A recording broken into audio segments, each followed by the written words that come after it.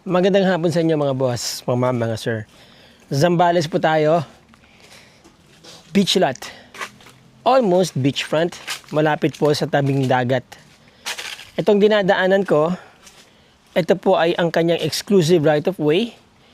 Palabas po tayo ng property. Actually, galing tayo doon. Gusto ko lang ipakita sa inyo yung beachfront nito. Or yung beach, ano po kung gaano kalapit. Malapad po itong road right of way niya. Ano po, nasa 4 meters. Gated po itong road right of way mga boss. Ito. 4 meters po yan. O, baka may sobra pa ng konti. Ito pong street na to, palabas po yan ng downtown Botolan. About 8 to 10 minutes drive mula dito. Downtown Botolan na po kayo. And then, ito po ang kanyang beach access. Ito, kalsada po yan. Sir, saan papunta to? Sa Indira. Sa Indira. Tapos dead end na yan. Bale, right of way ng Indira at saka ng mga properties dito. Ito yung right of way papuntang dagat mga boss.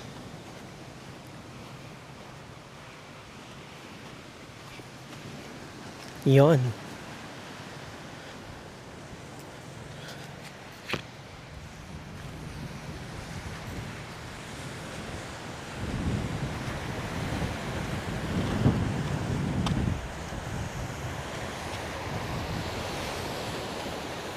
Safe sa hampas ng alon, no? Kasi meron ng ano, ang lalaki ng mga bato. Oh. Indira Beach Resort yan, isa sa mga magagandang resorts dito sa Botolan. Tapos beyond that, yung kay Gerald Anderson, yung Hayati. Yan. Okay? Maluwag din po yung ano, yung right of way sa beach access. Alright, punta po tayo dun sa property mismo. Itong road right of way mga boss, may sarili pong ano to, may sariling title. Yan. 202 square meters. So 50 meters po ang approximate na haba nitong road right of way. Alright, ito po yung property, ano? Maluwag pa. 1,200 plus po, or 250 itong area naman ng property. May bahay po, no? Maluwag tong area na to. So kung magde-develop po kayo dito, mayroon kayong project, malaki ang area of development ninyo. Pwede kayo maglagay ng resort din na may pool. Anyway, may access naman po kayo sa beach, no? Doesn't have to be premium priced, ano, yung kasi yung mga premium rooms beachfront eh. But this one definitely mag-i-enjoy din po yung mga guests nyo dito basta magandang amenities ninyo. Ma'am, ano po ito? Bahay ng anak ko dati. Okay. Wala na yan. Wala na naman yan sa loob. Tinanggal na lang. Wala na. So, yan, may mga structures po dito na pwede nyo i-demolish, no? Or pwede nyo pa rin magamit in the meantime, pansamantala. Ang source nila ng tubig is deep well. Yan. Maganda pa po yung bubong niya, no? Magandang gutter, stainless. Sariwa pa yung bahay, mga boss. Naka-fence na rin yung perimeter, no? Dito may structure pa rin dito. Pero mukhang for demolition na rin to. Alright? Yan. Dito may mga around 6 meters pa yan. Setback niya mula dito sa bakod. Okay. Bungalow type, mga boss. Storage siguro yan. Ito mukhang kulungan dati ng baboy. Yan. So, ito po yung bahay, mga boss. Pasok po tayo.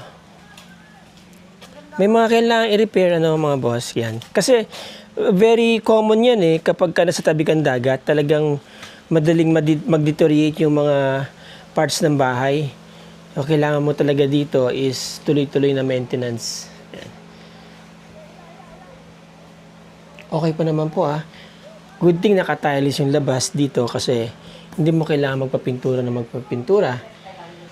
And then, powder coated white. Hello! Papasok po ako. Yan.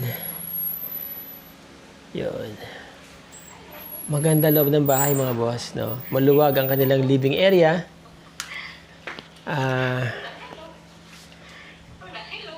Hello! Ang bintana, substansya, maraming bintana mga boss, so maliwanag ang bahay maski hindi po naka-turn on ng ilaw ninyo. Yan. So yan. Hello ma'am. Hello, hello, hello, hello. Hello. Hello. Ayan. Yung anak ng may-ari yata. Alright, so yan. So from here, meron po ako na, ilang kwarto po ito? Ilang rooms, ma'am? Dalawang rooms. Tapos ito common toilet and bathroom. Yan. May toilet pa dito isa. May toilet yung master bedroom po. Okay. Ito ang kanilang kusina, mga boss. Yan. Yun. And then, dito, ito yung ginagawa nila. Laundry area. Yan o.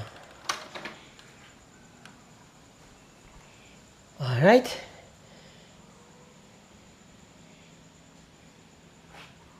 Maganda layout, mga boss, kasi itong dining area, at the same time, kitchen. From here, masisilip niyo yung living area. Yan. Maaliwalas po ang bahay, no? Maganda layout. Toilet and bathroom. Ito po.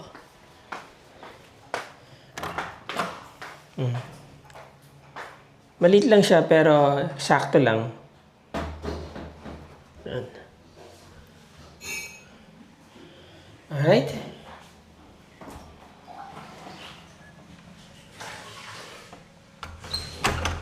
Tapos, merong master bedroom and bedroom. Ano po? Hindi na po natin papasukin kasi medyo personal po yung space na yan. So, anyway, you already know na meron tayong dalawang rooms at saka dalawang toilet and bathroom. Okay. Ask natin ang price. Ma'am, ang ganda tong property ha. Beach lot. Gaano kalaki? 1,237. 1,237 square meters. Lahat na yan. Okay. Tapos, magkano binibenta ng may-ari? 8 million po. 8 million. Malapit sa mga resorts to, no, na magaganda. Yung kay Gerald Anderson, nandyan lang, di ba? Sa harapan din po yung Indira Resort. Indira, nasa harapan lang. Tapos sa highway, siguro mga 5 minutes lang to, no? 3 minutes lang sir. Sa Dito, highway. highway. Pero yung kalsada dito, na Barangay Road, tagos yan papuntang Iba, di ba? Okay, so maganda property. Okay, so there you go mga boss, mga ma'am, mga sir. Yung mga interesado dyan. Ay, by the way, ito pong dagat, itong beach lot or dagat ng Botolan ay sunset po yan, Sunset Beach. Meron kayong access dyan sa dagat. So, merong public access papunta po sa dagat. Again mga boss, mga ma'am, mga sir, ang property is located in Botolan, one of the prime areas sa mga beach fronts po dito. So, napakaganda, very accessible, sementado all the way papunta dito mga boss, mga ma'am, mga sir. Yung mga interesado dyan, nandyan po yung aming contact details sa description ng video. Nandyan din po sa screen. Tawag kayo ng schedule for tripping anytime. Anywhere. Anytime mga boss, mga ma'am, mga sir. Samahan namin kayo dito. At makakausap nyo rin po yung owner. Okay? So there you go. Paalam ka naman. Kanina pa ako nagsha-shoutout. Okay. Okay, there you go mga boss, mga ma'am, mga sir. Again, maraming salamat sa inyo. Maraming salamat sa inyong panonood. Thank you po. Let's be grateful every day. Till the next video. Ciao.